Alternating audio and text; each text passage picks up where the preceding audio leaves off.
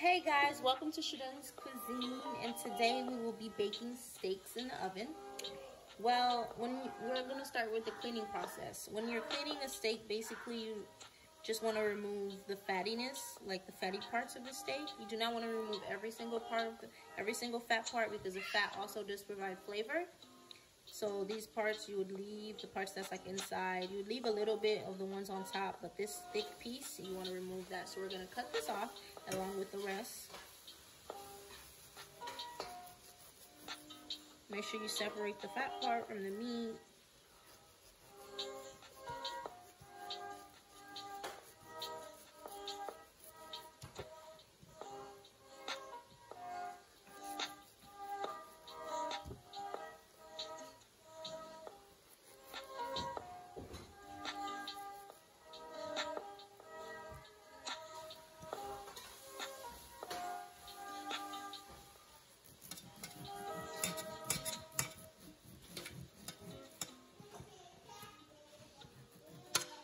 Okay, you can just discard this. Move on to the next one. Okay guys, so once you have finished taking out all the fats, all the extra fats that you don't want on there to bake while it's in the oven, I personally like to slice like sides of my meat. It helps when it's baking in the oven. I can just look on the inside to see if it's to my liking, either, you know, well done, medium, or whatever way that you like it. And we're going to do this front and back on all of our steaks.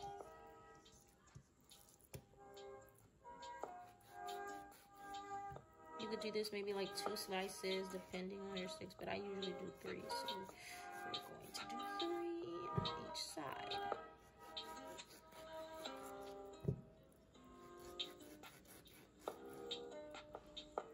After you have sliced your steaks on both sides, we will start the marinating process, I guess we could call it that, where we use our lime, vinegar, just a little bit, and salt before we add our Epis and seasonings. So we'll just do this like that, everywhere.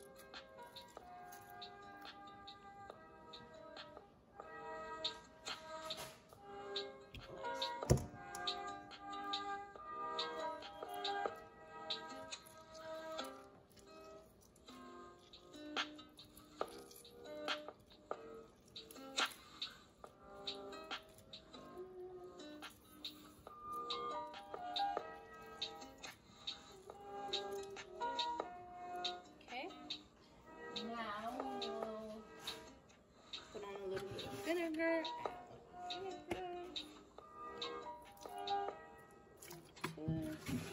and then our salt, and then mix it and just let it sit there for maybe a minute or 2.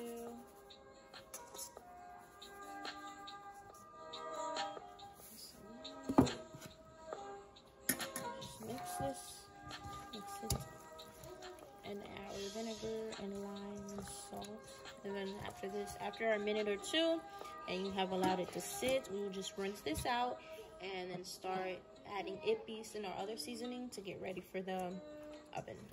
Okay, so we have allowed our steak to marinate. Now we will, you know, clean it and rinse it out, get all this stuff off, you know, mix it.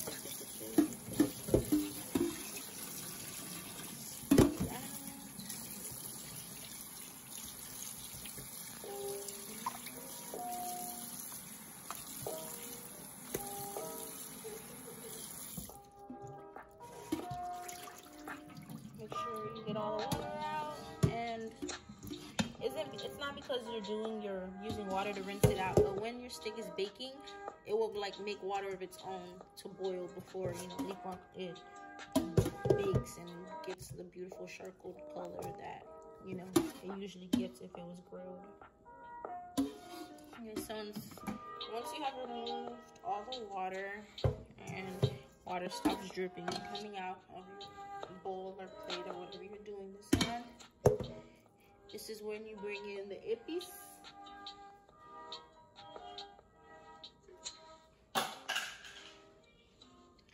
So this is when you bring in your Epis, and you will just get enough to use forever, so it could go on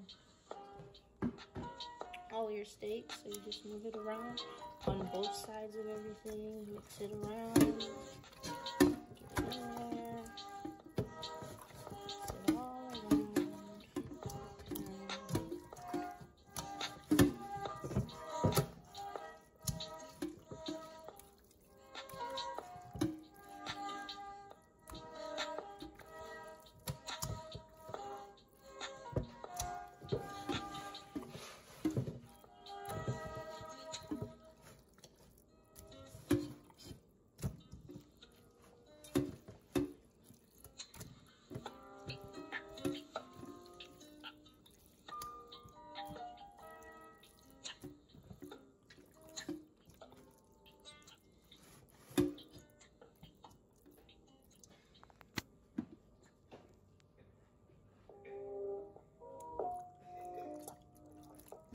Now, once you have lathered your steak in your Epis, and Epis is just a mixture of green onions, garlic, bell peppers, green and red bell peppers, and then you just blend it all together, and it comes out to look like this mixture.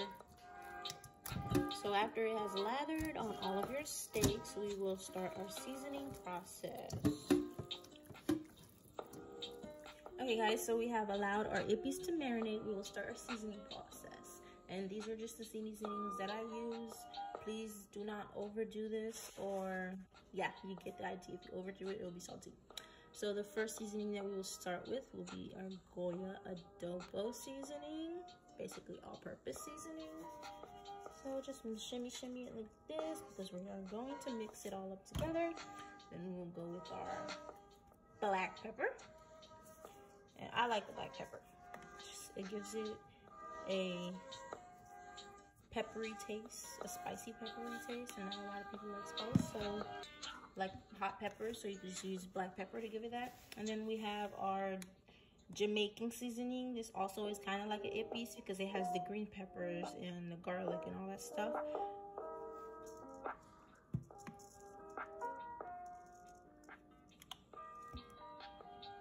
Next will be our garlic powder. Next is our garlic powder. Mix it all up in there. And then next we have our curry powder, hot and spicy.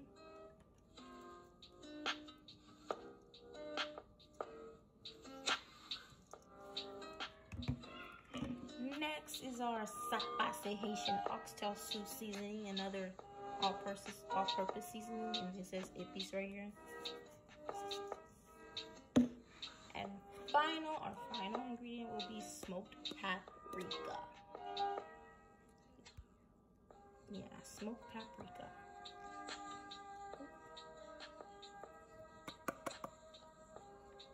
Well, there wasn't a lot in here without a smoked paprika. And now we will mix all this up together. Make sure every inch of our steak is covered in seasoning. You can even taste, you know, your finger to see what the flavor is like once you mix all this up together. Mix all of it up together.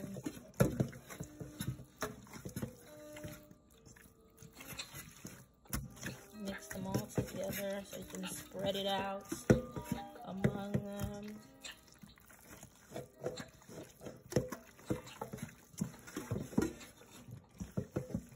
Once you taste it, if it's not up to your liking and you don't feel like you have added enough seasoning to mix it all together, so every single steak would be well seasoned, you can always add more. Just add it with discretion.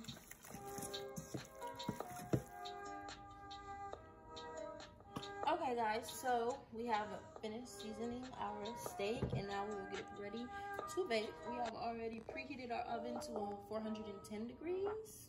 Even though it's a little high, just to start the boiling process so the steak could boil and then boil faster. And then it will start, you know.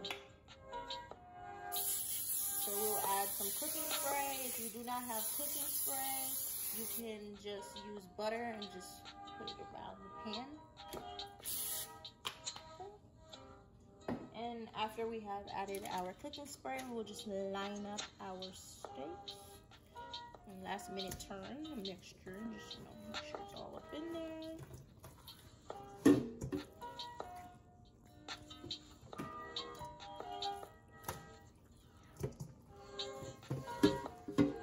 Now we'll line up our steaks.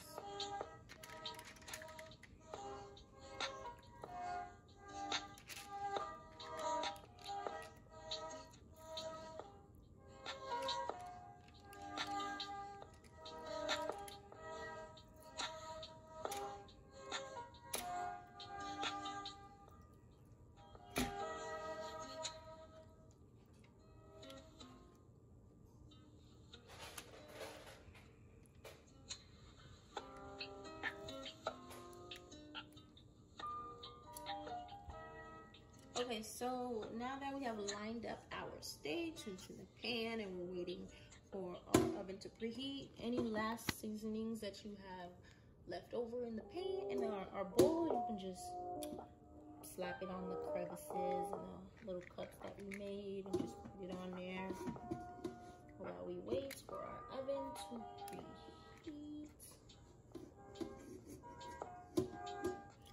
Basically, once your oven has reached the degree that you put it in and it's preheated, you can just put your steaks inside. And even if it hasn't, honestly, even if it hasn't reached that degree, just put it in. It'll cook while it's getting there. And that's what we're about to do. So we'll put this aside.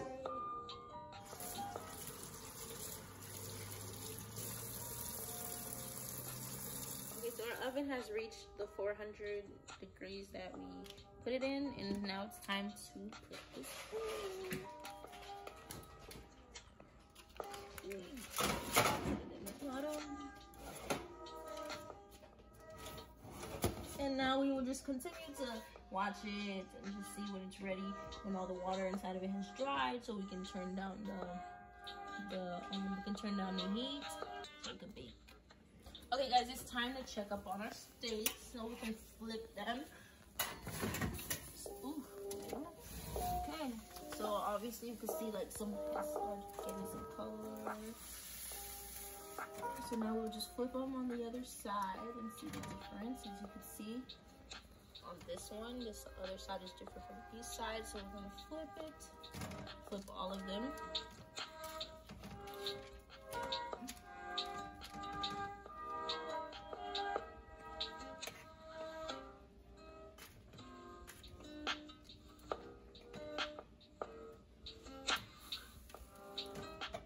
And spread out the juice, spread it around, just like this. Push it back in, this side can cook. So while this side is cooking, right once all the water has dried out, we'll just let it get some color because it's already halfway cooked to well done as we like it. It is very important to keep a watchful eye on your steak so it doesn't harden or actually burn on your hands. And at this stage, you can lower down your temperature from whatever you put it. Just keep flipping so the juices could really spread from top to bottom. So you have a nice, well or medium steak, whichever you make it, a nice and juicy one. It's not.